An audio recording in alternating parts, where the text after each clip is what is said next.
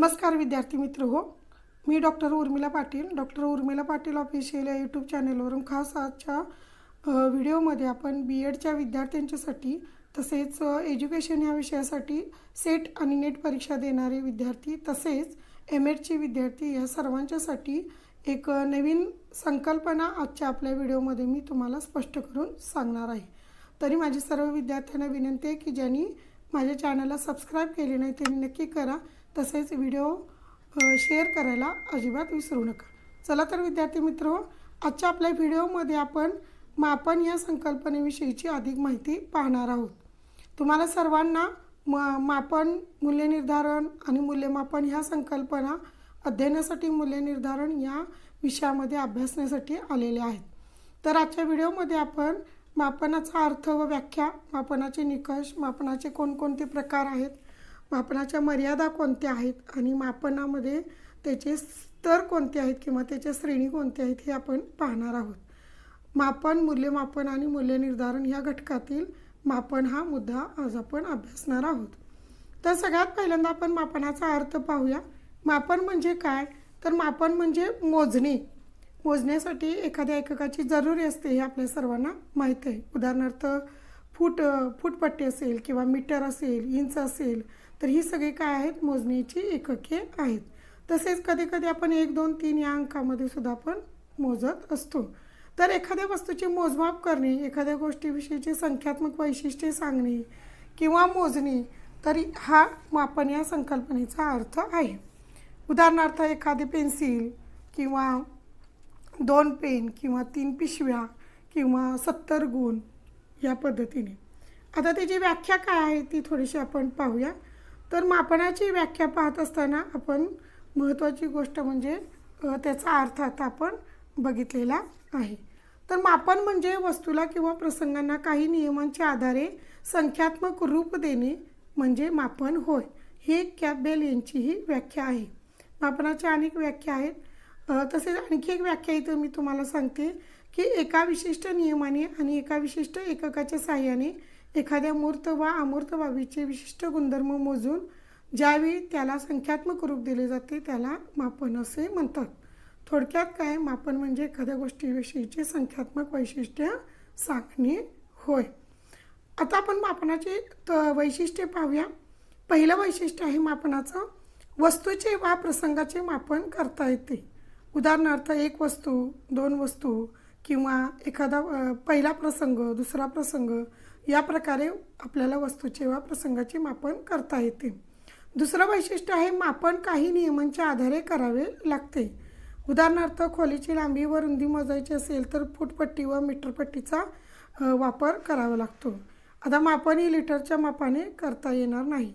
तर हे एक त्याचं वैशिष्ट्य आहे।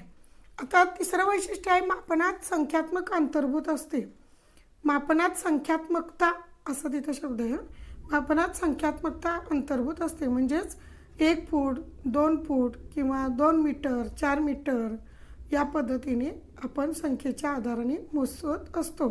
तर मापनात संख्यात्मकता ही अंतर्भूत असते। पुढचं वैशिष्ट्य आहे मापनात एककाची जरुरी असते। आता मापनात एककाची जरुरी असते म्हणजे आपण मापन मोजत असताना कोणतं ना कोणतं एकक असणं गरजेचं आहे। फूट असेल, मीटर असेल किंवा सेल्सिअस असेल। उदाहरणार्थ आजचं तापमान 40 अंश सेल्सिअस आहे या पद्धतीनं। त्याच्यानंतर मापन ही नेहमी वस्तुनिष्ठ असते।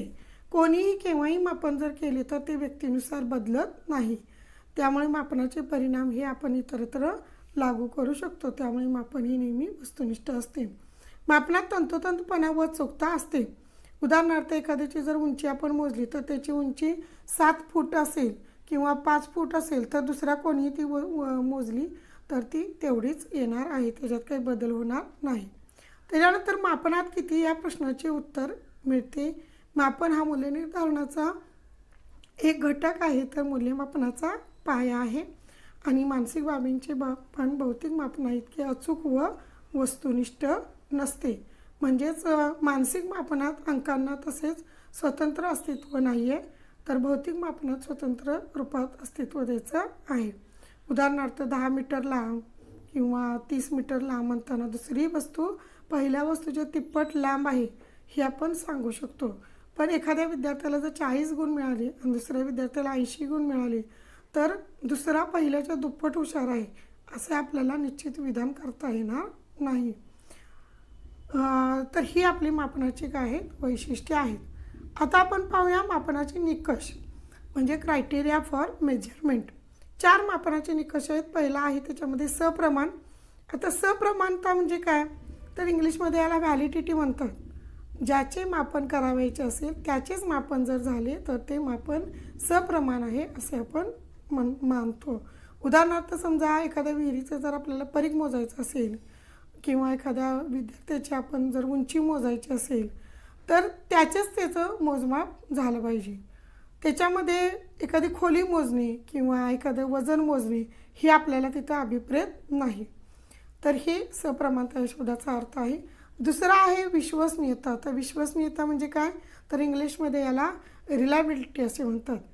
मिळालेले जर निष्कर्ष आहेत तर ते जर कायमस्वरूपी असे न म्हणतात दीर्घकाळ स्थिर राहत असतील तर ते मापन विश्वसनीय आहे असे मानले जाते.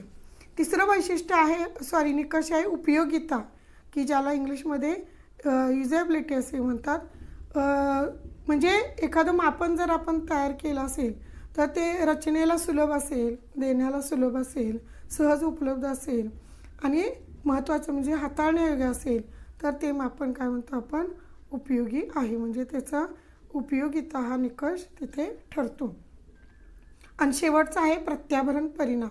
प्रत्याभरण परिणाम म्हणजे एखाद्या प्रक्रियेवर विधायक परिणाम घडवणारे मापन असेल तर ते मापन प्रत्याभरण परिणामास उतरते असे हा निकष आहे. उदाहरणार्थ समजा एखाद्या चाचणीतून विद्यार्थ्याचा अध्ययन स्तर निश्चित करायचा असेल तर तो अध्ययन स्तर लक्षात आला पाहिजे किंवा तो विकसित करण्यासाठी अजून कोणत्या उणिवा राहिल्या आहेत हे समजले पाहिजे. ते सुधारण्यासाठी प्रयत्न आपल्याला त्या पद्धतीने करता येईल. तर असे हे आपले काय आहेत 4 निकष आहेत. पुढचा मुद्दा आहे आपल्याला मापनाचे प्रकार. आता मापनाचे प्रकार पहिला म्हणजे आहे संख्यात्मक मापन व गुणात्मक मापन की ज्याच्यामध्ये आपल्याला संख्यात्मक मापन हे संख्यात्मक निष्कर्ष काढले जाते, गुणात्मकमध्ये गुणात्मक निष्कर्ष काढले जातात. तसेच संख्यात्मक मापन हे वैध असते, गुणात्मक मापनामध्ये वैधता असेलच असे सांगता येत नाही. या पद्धतीने हा पहिला प्रकार आहे. आणि दुसरा आहे भौतिक मापन व शैक्षणिक मापन की ज्याच्यामध्ये लांबी, रुंदी, उंची या प्रकारे मोजले जाते ते भौतिक मापन. आणि शिक्षण क्षेत्रातल्या ज्या बाबी आहेत त्यांचं जे मापन केलं जातं ते म्हणजे गुणात्मक मापन होय. आता भौतिक मापन हे संख्यात्मक मापन असते, शैक्षणिक मापन हे गुणात्मक मापन असते. आता ह्याच्यामध्ये मीटर, फुटपट्टी हे भौतिक मापन आहे. तर शैक्षणिक मापनामध्ये अभिवृत्ती चाचणी हे काय आहे त्याची आपल्याला एकक म्हणून वापरले जाते. या पद्धतीने हे प्रकार आहेत. आता आपल्याला बघायचे आहे लिमिटेशन्स ऑफ मेजरमेंट म्हणजे मापनाच्या मर्यादा कोणत्या आहेत. सगळ्यात पहिली मर्यादा म्हणजे मापनाचे क्षेत्र हे मर्यादित आहे. एकाच वेळी व्यक्तीच्या एका दुसऱ्या पैलूचा अभ्यास होऊ शकतो, सर्व पैलूंचा होत नाही. उदाहरणार्थ एखाद्या विद्यार्थ्याची आपल्याला जर शारीरिक तपासणी करायची असेल तर एका वेळी आपण त्याची उंची मोजू शकतो. तर एकाच वेळी उंची, वजन, बाकीच्या सर्व गोष्टी आपल्याला पाहता येत नाही. त्यामुळे एका ह्याच्यातून एकच मापन होते. दुसरं आहे मापनाचे स्वरूप हे व्यवस्थित असते. म्हणजे काय की मापनाचे स्वरूप व्यवस्थित असते पण त्यामुळे त्याची प्रक्रिया पण जटिल असते. म्हणजे जीवनाच्या सर्व क्षेत्रात आवश्यक तेवढ्या विश्वसनीय आणि वैध कसोट्या उपलब्ध होतीलच असे नाही. सगळीकडेच त्या पद्धतीने आपल्याला मापन करत असताना उपलब्ध होईल साधन असे नाही आहे. तिसरं आहे मापनामुळे व्यक्ती किंवा प्रक्रियेबाबत केवळ सूचना मिळते, मापनाचे निर्णय मिळत नाहीत किंवा मिळणाऱ्या अंकाचा नेमका अर्थ काय हे सुद्धा आपल्याला काही वेळेला कळत नाही. तर हे मापनाच्या मर्यादा आहेत. मापनाच्या श्रेणी किंवा स्तर levels or scales of measurement. याच्यामध्ये पहिला प्रकार आहे नामांकन श्रेणी, नॉमिनल स्केल असे इंग्लिशमध्ये याला म्हणतात. उदाहरणार्थ इथं बघा एक दिलेलं आहे तुम्हाला की पुरुष आणि स्त्री यांचं जर वर्गीकरण करायचं असेल तर पुरुष गटाला 1, स्त्री गटाला 2. तर असे क्रमांक दिल्यास आपण काय म्हणतो की हा नामांकन श्रेणीचा प्रकार आहे. म्हणजे याच्यामध्ये वर्गीकरण असते, क्रमांकामध्ये लहान मोठेपणा असत नाही. दुसरा आहे क्रमांकन श्रेणी, ऑर्डिनल स्केल. आता वर्गामध्ये समजा 40 विद्यार्थी असतील तर हा पहिला, दुसरा, तिसरा असे आपण काय करतो, नंबर काढतो. हा चौथा, हा पाचवा. तर हा क्रम ठरवणे म्हणजे क्रमवाचक श्रेणी, म्हणजेच हा क्रमांकन श्रेणी होय. हे तुम्ही लक्षात घ्या. त्याच्यानंतर तिसरा आहे अंतरश्रेणी, इंटरवल स्केल. याच्यामध्ये आपण काय करतो की इथं तुम्हाला आता एक काय केलेलं आहे, उदाहरण दिलेलं आहे की 3 ते 5, 5 ते 7. आता याच्यामध्ये समान अंतर आहे आपल्याला, हे तुम्ही लक्षात घ्या. 2चं समान अंतर आहे, 2चं समान अंतर आहे. तर इथं तुम्हाला पुढं जे उदाहरण आलेलं आहे 15 किलोग्रॅम ही 5 किलोग्रामचे तिप्पट आहे, हे इथं चुकून उदाहरण आलेलं आहे, ते पुढच्या गुणोत्तर श्रेणीतलं आहे. तर इथं आता 3 ते 5, 5 ते 7 याच्यामध्ये 2चा समान फरक आहे, परंतु सुरुवात कुठून करायची हे अंतरश्रेणीमध्ये कळत नाही, हे तुम्ही लक्षात ठेवा. आणि जी गुणोत्तर श्रेणी आहे रेशिओ स्केल, तर याच्यामध्ये आपल्याला अंतरश्रेणीची सर्व वैशिष्ट्ये असतात, मात्र खरा शून्यबिंदू कुठून सुरुवात आहे ते आपल्याला गुणोत्तर श्रेणीमध्ये समजते. उदाहरणार्थ समजा 50 किलोग्राम एखाद्या व्यक्तीचं वजन आहे आणि एकाचं 5 किलोग्राम आहे, तर 5 किलोग्राम 15 किलोग्राम ही 5 किलोग्रामचे 3 पट आहे, हे आपण सांगू शकतो.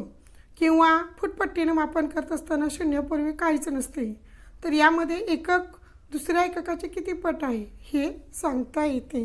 तर या पद्धतीने गुणोत्तर श्रेणी ही आहे. विद्यार्थी मित्र, आता याच्यावरती जे प्रश्न विचारले जातात ते वस्तुनिष्ठ, लघुत्तरी आणि दीर्घोत्तरी स्वरूपामध्ये विचारले जातात. आता वस्तुनिष्ठ स्वरूपाच्या प्रश्नांचं स्वरूप मी तुम्हाला या अगोदर बऱ्याच व्हिडिओमध्ये केलेले आहेत, ते तुम्ही पहा. आता याच्यामध्ये एका वाक्यात प्रश्न कसे विचारले जाऊ शकतात, तर मापन म्हणजे काय हा प्रश्न विचारला जातो, किंवा मापनाच्या श्रेणी कोणत्या आहेत, तर या पद्धतीने एका वाक्यात प्रश्न विचारला जाऊ शकतो. त्याच्यानंतर 5 मार्कासाठी मापनाचे निकष स्पष्ट करा, किंवा मापनाची वैशिष्ट्ये स्पष्ट करा, किंवा संख्यात्मक मापन व गुणात्मक मापन या दोहोतील फरक स्पष्ट करा. तसेच शैक्षणिक मापन भौतिक मापनापेक्षा कसे वेगळे आहे ते स्पष्ट करा. मापन म्हणजे काय, मापनाच्या विविध श्रेणी उदाहरणासहित स्पष्ट करा. तर या पद्धतीने तुम्हाला 5 मार्काचे प्रश्न विचारले जाऊ शकतात. तसेच चांगल्या मापनाचे निकष सांगा, असा सुद्धा प्रश्न तुम्हाला येऊ शकतो. त्याच्यानंतर जर तुम्हाला दीर्घोत्तरी प्रश्न जर असा विचारला की मापन, मूल्य निर्धारण व मूल्यमापन यातील सहसंबंध स्पष्ट करा, किंवा मापन, मूल्य निर्धारण व मूल्यमापन यातील फरक स्पष्ट करा, तर यामध्ये सुद्धा तुम्हाला याचं उत्तर लिहिता येईल. तर या पद्धतीने तुम्हाला आजच्या व्हिडिओमध्ये तुम्हाला मापन ही संकल्पना आणि त्यावरती कोणत्या प्रकारचे प्रश्न येऊ शकतात हे मी तुम्हाला सांगितलेले आहे. धन्यवाद.